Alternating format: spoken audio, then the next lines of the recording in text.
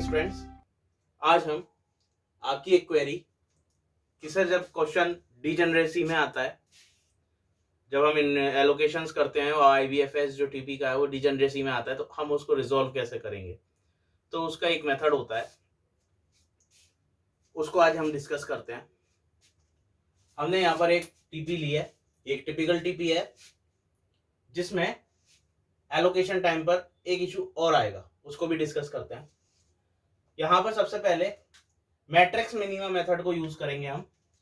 By using matrix minima method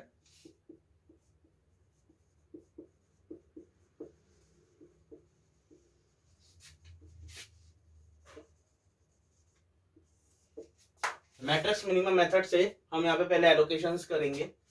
allocations करने से पहले हम ये देखेंगे कि हमारी टीपी बैलेंस्ड है या नहीं। तो यहाँ पर हमने देखा कैपेसिटीज का सम 24 हो रहा है और जो आपकी डिमांड है उनका सम भी 24 है। तो सप्लाई और डिमांड दोनों का सम इक्वल हो गया। तो इसीलिए हम कहते हैं कि ये टीपी बैलेंस्ड है।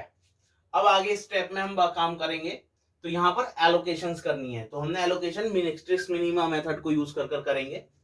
तो मैट्रिक्स मिनिमा मेथड में कहता है सबसे पहले सबसे छोटी वैल्यू मैट्रिक्स के अंदर सबसे स्मॉलेस्ट वैल्यू को आप सिलेक्ट कीजिए। तो यहाँ पर 0 इज द स्मॉलेस्ट वैल्यू, लेकिन वो दो जगह पर मौजूद है, एक D1O3 पर और एक O2D4 पर। तो हमने क्या किया, इनमें से आर्बिट्ररी चॉइस ली और D4O3O2 को एलोकेट किया। अब यहां पर जब हम एलोकेशन करेंगे तो यहां पर demand is 6 and supply is 8, तो हम यहां पर 6 एलोकेशन कर सकते हैं।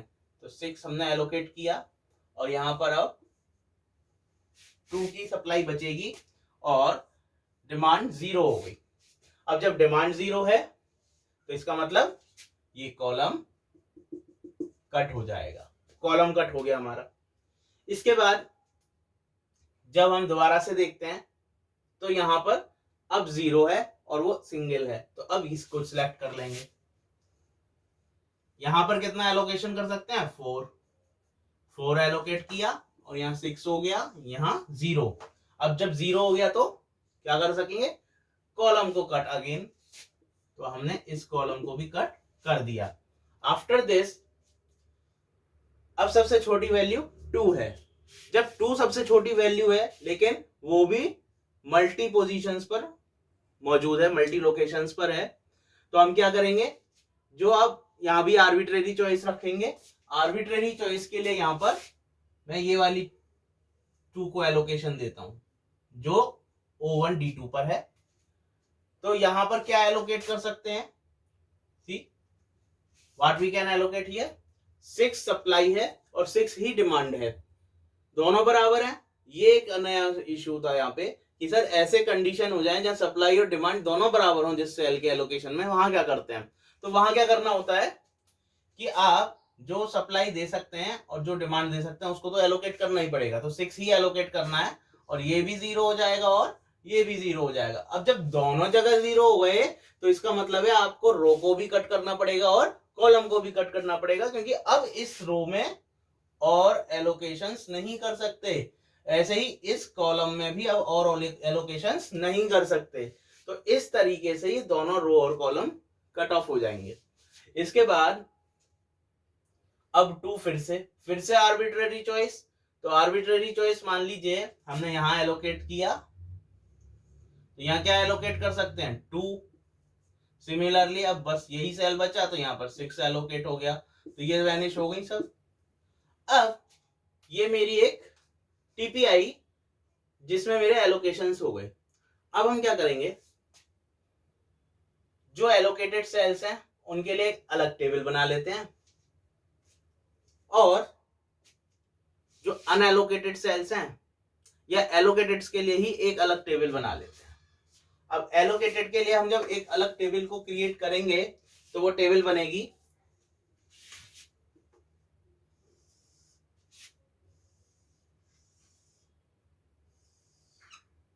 ये जो मेरी टेबल है ये सिर्फ एलोकेटेड सेल्स को रिप्रेजेंट करेगी, जो मेरे एलोकेटेड सेल्स हैं।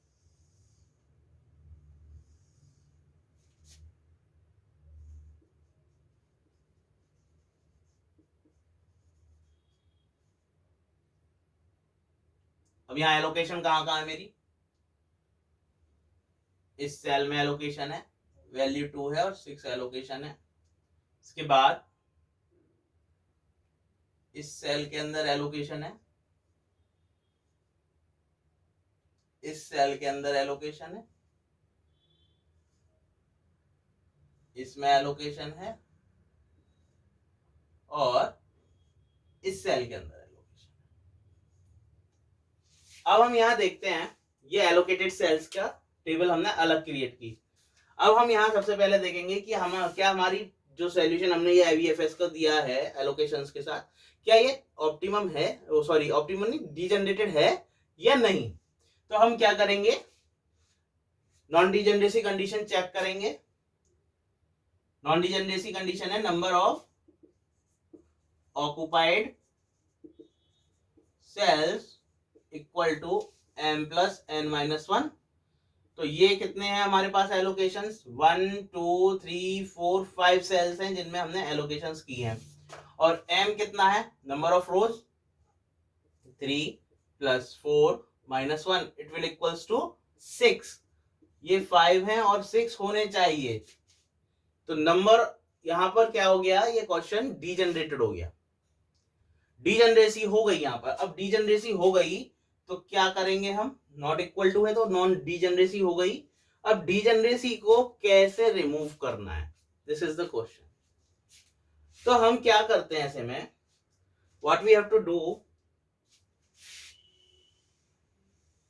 कि जो यहां पर अब ये सेल्स थे, ये तो एलोकेटेड अलग हो गए। अब जो अनएलोकेटेड है उनको देखिए, यहां पर जब हम यहां पर अनएलोकेटेड सेल्स को देखेंगे तो 1 है, 3 है, 4 है, 4 3 और 2 1, ये अनएलोकेटेड है। अब इन अनएलोकेटेड में हमें लीस्ट वैल्यू को देखना है, least value among unallocated cells. तो अनएलोकेटेड सेल्स में हम मिनिमम वैल्यू को देखेंगे और वो लीस्ट वैल्यू यहां पर हमको क्या मिलेगी, अब देखिए, least value in unallocated cell क्या बनेगी। तो हमने यहां देखा वो 1 है, 1, लेकिन 1 भी हमको 2 पोजीशंस पर मिल रहा है। एक पोजीशन ये है और एक पोजीशन ये है, दिस इज O1 D1 और एक O3 D4, ये 2 पोजीशन पर हमको 1 मिल रहा है। तो हम क्या करेंगे इसमें भी, अब क्या करेंगे कि इन 1 को लेके, किसी एक 1 को लेके पहले चेक करेंगे कि उसके अंदर कोई लूप तो क्रिएट नहीं हो रहा, क्लोज्ड लूप नहीं क्रिएट होना चाहिए। ये हमारी कंडीशन है कि यहां से अब जो हम नॉन एलोकेटेड सेल को सिलेक्ट करेंगे उससे कोई क्लोज्ड लूप क्रिएट नहीं होना चाहिए, जैसा कि हमने लास्ट लेक्चर मोदी मेथड में लूप बनाना सीखा था। तो उसी लूप को यहां बनना नहीं चाहिए, ये कंडीशन है। तो हमने क्या किया, पहले इस 1 को सिलेक्ट कर लिया। तो इस 1 को जब हम सिलेक्ट करेंगे तो देखिए यहां पर अगर मैं यहां से कहता हूं कि यहां से लूप बनाना है, ये पोजीशन है ना इस 1 की, तो यहीं से देखा कि यहां से लूप बनाना है, क्या लूप बन पाएगा, बिल्कुल बन पाएगा। देखिए लूप बनाते समय हमने क्या ध्यान दिया था कि सिर्फ एलोकेटेड सेल्स में लूप बनेगा, वही उसके एंड पॉइंट्स होंगे, कॉर्नर्स होंगे लूप के, जो कि एलोकेटेड सेल्स होंगे। तो स्टार्ट यहीं से करना और यहीं खत्म करना है। और अब ये यहां से किस डायरेक्शन में जा सकता है, यहां भी जा सकता है और यहां भी जा सकता है। अब जब मैं यहां जाता हूं, मान लीजिए यहां से यहां आ गया, अब यहां से कहां जाया जा सकता है, एक यहां भी जाया जा सकता है और यहां भी जाया जा सकता है। तो मैंने देखा अगर यहां जाऊंगा, यहां से सीधे यहां आता हूं, तो यहां के बाद कोई डायरेक्शन नहीं है, ना ऊपर जा सकता हूं, ना इससे आगे जा सकता हूं, ना इसके नीचे जा सकता हूं। तो कोई डायरेक्शन नहीं थी, इसलिए यहां तक आना बेकार। तो कहा यहीं तक आए, अब यहां से दूसरी डायरेक्शन है ऊपर, यहां पर आ सकते हैं, तो ठीक है हम यहां आ जाते हैं, यहां आ गए। यहां के बाद कहां जा सकते हैं, ना लेफ्ट ना डाउन से तो आ ही रहे हैं, ना अप, तो हम कहां जा सकते हैं, इससे राइट पर जा सकते हैं, राइट पर आए। अब इस पॉइंट से कहां जा सकते हैं, अब कोई जगह नहीं है, हाँ डाउन आ सकते हैं, हम वापस वहीं पहुंच जाएंगे। तो देखें यहां एक क्लोज्ड लूप क्रिएट हो गया, तो इसीलिए हम इस पॉइंट को सिलेक्ट नहीं करेंगे। जहां क्लोज्ड लूप क्रिएट हो जाएगा हम उसको सिलेक्ट नहीं करेंगे। तो हम क्या करेंगे, तो हम इस पॉइंट को छोड़ देंगे, अब हम इस वन को नहीं लेंगे।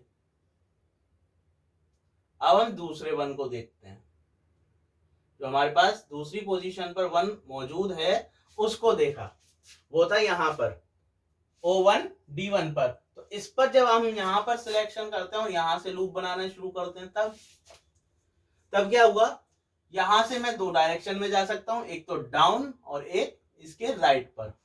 तो हम इसके राइट पर गए, तो राइट से कहां जा सकते हैं, फिर कोई पोजीशन है, ना इसके राइट जा सकते ना इसके डाउन जा सकते, अप है नहीं, तो कोई डायरेक्शन नहीं है यहां से और कहीं जाने की। अच्छा अब ये तो हुई यहां पर खत्म। इसके बाद कहा कि डाउन पर अगर गए होते, ठीक है यहां आ गए होते, यहां से कहां गए होते, यहां से गए होते 6 पर, ठीक है। इसके बाद यहां पर, इसके बाद यहां से कहां जा सकते हैं, लेफ्ट पे जगह नहीं है, राइट पर जा सकते हैं, आ गए राइट पे। राइट के बाद कहां जा सकते हैं, कोई रास्ता नहीं है, तो इसका मतलब इसके लिए क्लोज्ड लूप क्रिएट नहीं हो रहा, लूप क्रिएट ही नहीं हो रहा, इसके लिए हम वापस वहीं नहीं पहुंच पा रहे। तो इसका मतलब ये जो पॉइंट है ये हम सिलेक्ट कर लेंगे, जब क्लोज लूप नहीं बना तो हमने वही सिलेक्ट कर लिया।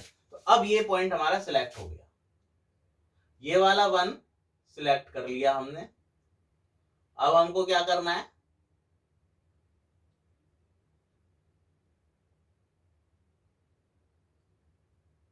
अब हमको ये करना है कि जो एलोकेशंस थी उन्हीं को पहले लिख देते हैं, पूरी पूरी टेबल कंप्लीट कर देते हैं इसको।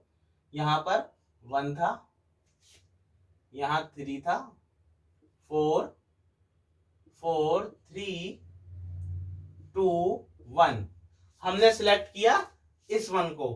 तो इस वन पर क्या किया, एलोकेशन करनी है। अब क्या एलोकेट करनी है, सप्लाई और डिमांड तो सारी वैनिश्ड है, तो अब हमें करना क्या है, करना यह है, एक एप्सिलॉन सिंबल होता है, एप्सिलॉन सिंबल, इसको यहां एलोकेट करना, एप्सिलॉन को यहां एलोकेट करना, और ये